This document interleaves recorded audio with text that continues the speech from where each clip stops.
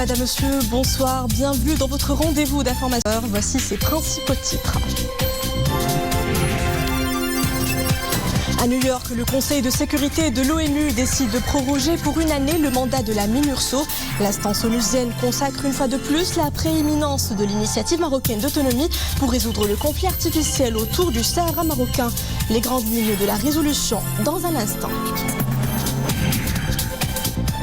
Covid-19, une pandémie aux conséquences dramatiques, pas pour notre planète. Avec la baisse de l'activité humaine, les animaux réinvestissent un environnement d'ordinaire, surexploité par les hommes. Nous verrons à Hamid Rezlan où la faune commence doucement à repeupler les dunes, loin des circuits de quad. Elles sont des virtuoses du pinceau. 17 femmes offrent à contempler leur art, des œuvres picturales qui illustrent une pluralité de l'expression et promettent évasion aux visiteurs les plus passionnés. Admirez enfin de ce journal. D'abord, cette nouvelle résolution adoptée par le Conseil de sécurité des Nations Unies à New York. Hier, l'instance onusienne a prorogé pour une année le mandat de la MINURSO, soit jusqu'au 31 octobre 2021. Le texte de la résolution consacre une fois encore la prééminence de l'initiative marocaine d'autonomie pour résoudre le conflit artificiel autour du Sahara marocain. Dans sa résolution, le Conseil a appelé à une solution politique juste, durable et mutuellement acceptable. Mohamed Aïkishkar. Résultat du vote concernant le projet de résolution, 13 voix pour, 0 contre, 2 abstentions. Le projet de résolution est adopté. La résolution porte le numéro 2548. Le Royaume du Maroc se félicite de l'adoption de la résolution sur le Sahara marocain renouvelant le mandat de la MINURSO pour une année. À cette occasion, je voudrais exprimer nos remerciements au Penhold américain pour ses efforts et son engagement durant la négociation, ce qui a permis l'adoption de cette résolution avec une majorité écrasante des membres du Conseil de sécurité. Le texte de la résolution 2548 a été présenté par les États-Unis et adopté par une procédure écrite des 15 membres du Conseil en raison de l'annulation des réunions présentielles au siège de l'ONU à cause de la découverte de cas de Covid-19. Par ce nouveau texte, le Conseil de sécurité des Nations Unies proroge donc le mandat de la MINURSO jusqu'au 31 octobre 2021. Dans cette nouvelle résolution, l'instance exécutive des Nations Unies conforte, et pour la 14e année consécutive, la prééminence de l'initiative d'autonomie, présentée par le Royaume du Maroc le 11 avril 2007. Le Conseil de sécurité se félicite des efforts sérieux et crédibles du Royaume du Maroc, incarné par l'initiative d'autonomie. La résolution 2548 consacre une nouvelle fois l'Algérie comme partie principale au processus visant à aboutir à une solution politique réaliste, pragmatique et durable à la question du Sahara, une solution qui repose sur le compromis. La résolution du Conseil de sécurité cite d'ailleurs l'Algérie à 5 reprises, soit autant de fois que le Maroc. La résolution 2494 représente plus qu'un renouvellement technique du mandat de la MINURSO, et ce, à plusieurs égards. Primo, cette résolution vient avec une nouveauté, c'est la consécration des tables rondes en tant que processus politique pour le règlement du différend régional autour du Sahara marocain. 2. Cette résolution apporte son soutien au momentum positif généré par ces tables rondes en appelant le Maroc, l'Algérie, la Mauritanie, le Polisario à y contribuer de manière constructive et responsable, et ce jusqu'à son aboutissement. 3. Cette résolution trace la voie pour le prochain envoyé personnel, afin qu'il puisse, dès sa nomination, reprendre le processus politique là où il s'est arrêté avec la démission du président Collard. Le Conseil de sécurité des Nations Unies réitère sa préoccupation face aux provocations et violations par le Polisario des accords militaires au Sahara, tout en sommant le mouvement séparatiste de respecter ses engagements pris à cet égard auprès de l'ancien envoyé personnel du secrétaire général de l'ONU, Horst Köhler. Le Conseil souligne que les accords militaires conclus avec les MINURSO concernant le cessez-le-feu doivent être pleinement respectés. Par ailleurs, le Conseil de sécurité se félicite dans cette résolution du constat fait par le secrétaire général de l'ONU dans son rapport du 23 septembre dernier, affirmant que la situation au Sahara reste marquée par le calme, coupant ainsi court encore une fois aux allégations fallacieuses des séparatistes sur la situation dans les provinces du sud du royaume. Le Conseil de sécurité de l'ONU qui réitère ses félicitations pour le rôle des commissions régionales du Conseil national des droits de l'homme Al-Ayoun et Ad-Dakhla, ainsi que l'interaction du Maroc avec les mécanismes du Conseil des droits de l'homme des Nations Unies. Dossier du Sahara marocain, toujours à la veille de la célébration de l'anniversaire de la glorieuse marche verte. La résolution 2548 du Conseil de sécurité vient conforter la démarche du Royaume qui s'appuie sur la légalité internationale, la réalité sur le terrain et la poursuite de la dynamique de développement et les reconnaissances de plus en plus accrues de la communauté internationale. C'est ce qu'a déclaré le ministre des Affaires étrangères, de la coopération africaine et des Marocains résidant à l'étranger, Nasser Bourita, affirme que la résolution 2548 relative à la question du Sahara marocain se décline en un triple message. Un message de clarté, de fermeté et de constance. Clarté dans la définition des véritables parties dans ce différend régional en pointant expressément le rôle de l'Algérie. Clarté ensuite concernant l'identification de la finalité de la résolution qui implique clairement que toute solution qui n'est pas pragmatique, n'est pas réaliste ni réalisable sera donc écartée. Message de fermeté concernant la question du recensement des populations séquestrées dans les camps de Tindouf.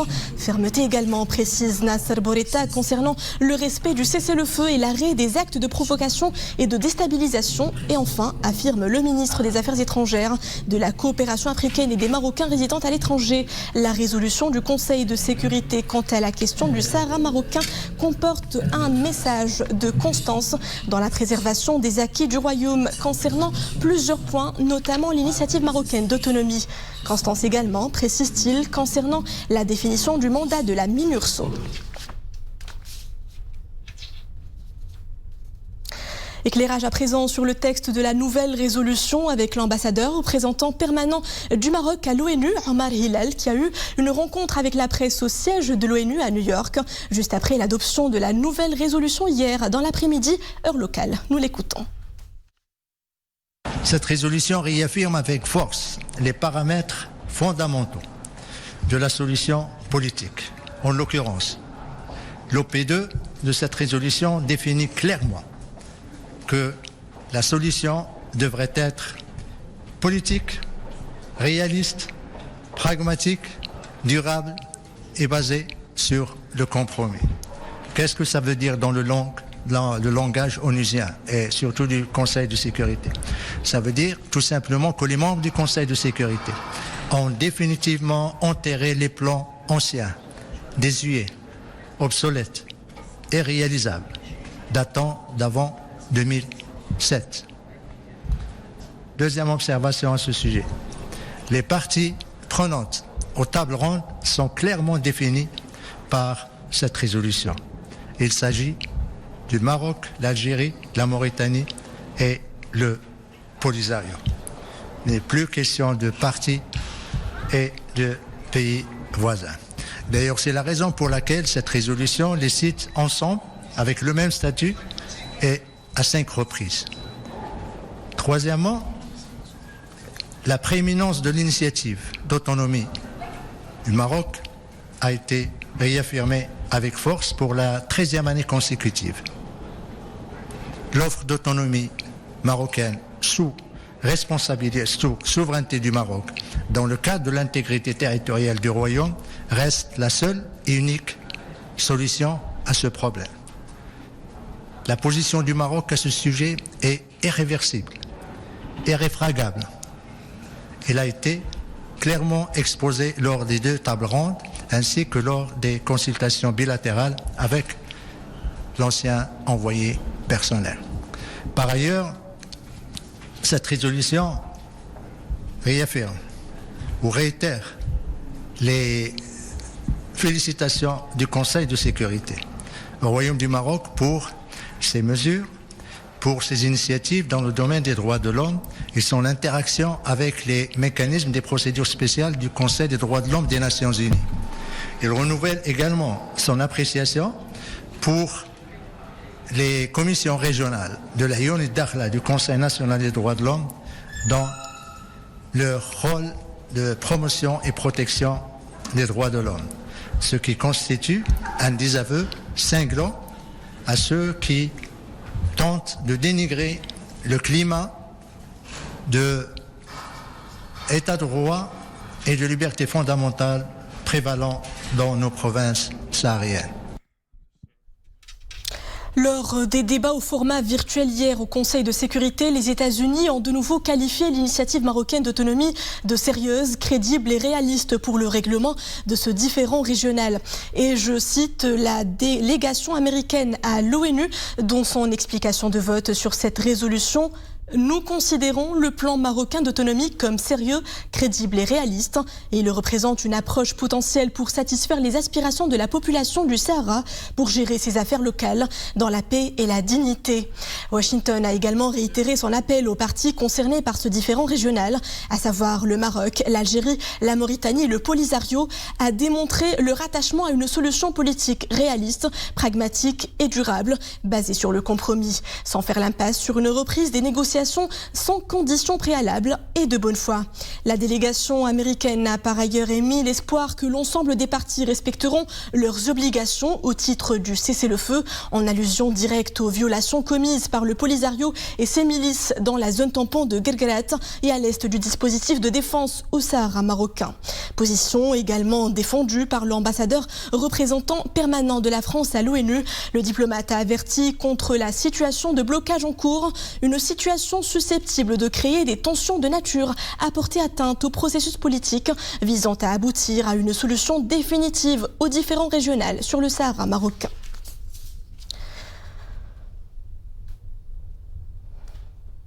La situation épidémiologique de ces dernières 24 heures, 3790 nouveaux cas confirmés Covid-19, 70 décès pour 3350 nouvelles rémissions depuis hier, 18 heures. La situation demeure donc inquiétante. 35,3%, c'est le taux d'occupation dans les lits de réanimation dédiés au Covid-19 et tout aussi alarmant. Ce nombre de cas sévères est critique. 814 patients en souffrance, dont 468 sous respiration artificielle non invasive, mais 69 sont intubés. Le total des cas actifs suscite également de fortes inquiétudes. 34 114 cas actifs, dans leur très grande majorité en confinement, mais sous traitement à domicile. 3 régions sont particulièrement touchées. En tête, Casablanca-Stade, avec 1806 nouvelles infections en 24 heures, suivi de Rabat, Salé, Kenitra, 736 nouveaux cas, puis la région de l'Oriental en 3e position, avec 428 nouvelles infections. Covid-19, une pandémie dévastatrice pour de nombreux secteurs d'activité, mais dans ce flux anxiogène, on peut toutefois déceler du positif. La crise sanitaire semble visiblement offrir un répit aux animaux et aux plantes.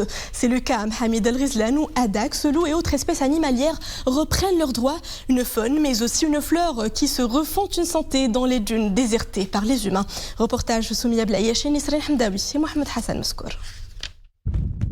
L'image est presque irréelle. Des dunes de sable à perte de vue, désertées par leurs visiteurs. Mohamed El Rizlan marque une pause, ou plutôt se repose. Rien ne semble déranger le silence de cet espace immense. La pandémie a eu le mérite d'accorder à la nature une parenthèse sereine. Seuls quelques habitants de la région se déplacent avec leurs troupeaux dans le respect de l'écosystème dunaire. Il y a moins de mouvements dans la région. Dieu merci, nous sommes à l'aise. Il n'y a plus de véhicules qui circulent dans cette zone. Notre cheptel n'est plus dérangé. Il se déplace dans la quiétude. La faune et la flore reprennent tout naturellement possession de l'espace. Certaines espèces animales retrouvent petit à petit leurs repères. Au beau milieu de ce paysage aride, des plantes s'épanouissent et pointent même le bout de leurs fruits.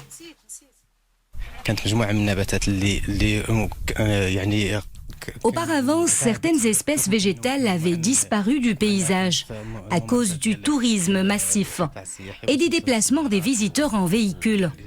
Aujourd'hui, et depuis le mois de mars, certains végétaux se sont régénérés.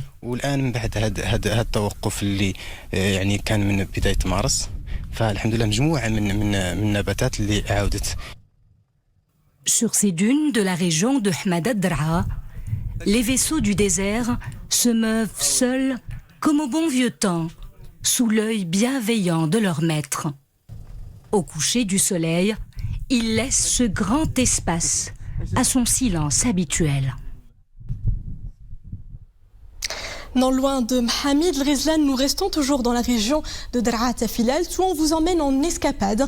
Loin du tumulte urbain, c'est à Erfoud que nous faisons escale. Un petit coin de paradis qui fait les yeux doux aux touristes nationaux et internationaux, même en période de crise sanitaire. Rachid Latabi ou Meymar Ramli. Pour arriver à ce petit coin de paradis, le chemin est rocailleux par endroits, mais la vue coupe le souffle. Bienvenue à Merzouga. Ici, les touristes reprennent petit à petit leur marque qu'ils affluent des 4 coins du royaume, mais aussi de pays étrangers.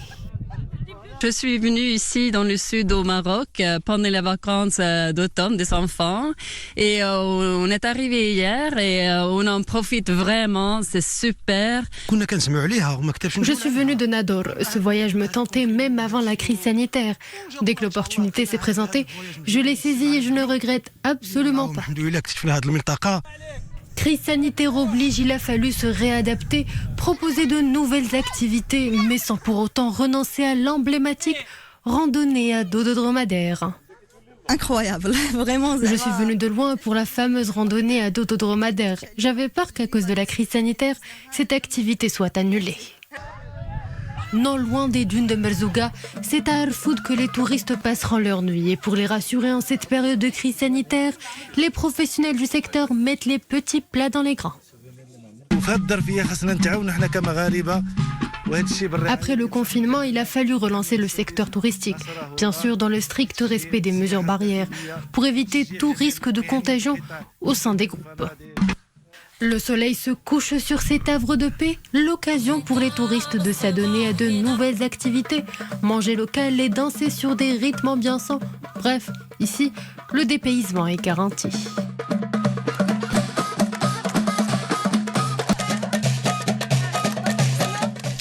Les préparatifs de la saison agricole 2020-2021 vont bon train. Dans la région du Rarb, la filière sucrière compte cette année encore conforter ses bonnes performances de la précédente campagne avec une production record de betteraves et de canne à sucre enregistrée. Le département de tutelle a tracé le programme de cette année. Pour en savoir plus, voici un éclairage du directeur régional de l'agriculture de Rabat Saleh Kenitra. Le programme de cette année, donc, il est sur plus de 17 100 hectares pour la betterave à sucre et sur 10 800 pour la canne à sucre, dont 2100 hectares nouvelles plantations.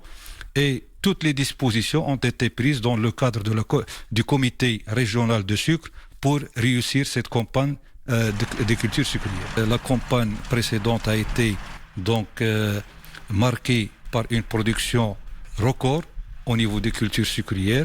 Donc, toutes les dispositions nécessaires ont été prises pour qu'on puisse démarrer dans de très bonnes conditions donc, le programme de plantation des cultures sucrières. Le célèbre agent secret de la saga James Bond n'est plus. Sean Connery est décédé à l'âge de 90 ans. L'acteur écossais a rendu l'âme aux Bahamas dans la nuit entouré des membres de sa famille. Élu Mister Univers en 1950, il embrasse depuis la carrière d'acteur. À son actif, un parcours couronné de nombreux prix, dont un Oscar, 2 BAFTA et 3 Golden Globes. Une légende du cinéma britannique populaire auprès des Américains, notamment grâce à ses rôles mythiques dont Le nom de la rose, Highlander et d'autres films à succès, avant de prendre sa retraite en 2003.